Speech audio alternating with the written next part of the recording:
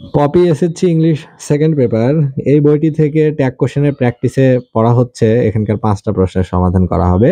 এ নাম্বারে বলছে Jahin is a good boy, Jahin একটা ভালো ছেলে। He hardly waste his time, সে তার সময় নষ্ট করে না বললেই চলে।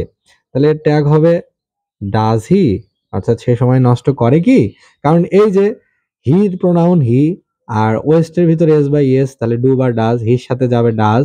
আর এখানে যেহেতু হার্ডলি আছে, নেতিবাচক জিনিস আছে, কদাচিৎ না বোধক অর্থ আছে, তাহলে ট্যাগটা হবে পজিটিভ। বি নাম্বারে বলছে once he along with his other friends went to his grandfather's house, একদিন সে তার বন্ধুদের সাথে, অন্য বন্ধুদের সাথে তার দাদু বাড়িতে বেড়াতে গেল।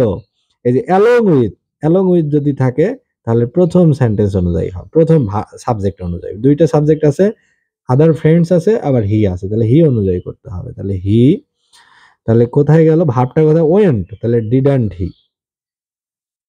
হি, কারণ এটা পাস্ট ইনডিফিনিট টেন্সে আছে। পাস্ট ইনডিফিনিট টেন্সের অক্সিলারি ভার্ব হলো ডিড। সি নাম্বারে বলছে he supposed that his grandparents would be very angry. He supposed that, সে মনে করেছিল যে তার গ্র্যান্ড প্যারেন্টসরা উড বি ভেরি অ্যাংরি, অনেক রাগান্বিত হবে, ক্রোধান্বিত হবে, যে বন্ধুদের নিয়ে এসেছে। তাহলে এটা হবে he suppose that his grandparents would be very angry. তাহলে এটা হবে হি সাপোজড, এইটুকু থেকে ট্যাগ করতে হবে। তাহলে এটা হবে ডিডেন্ট হি, অর্থাৎ সে ভেবেছিল নাকি।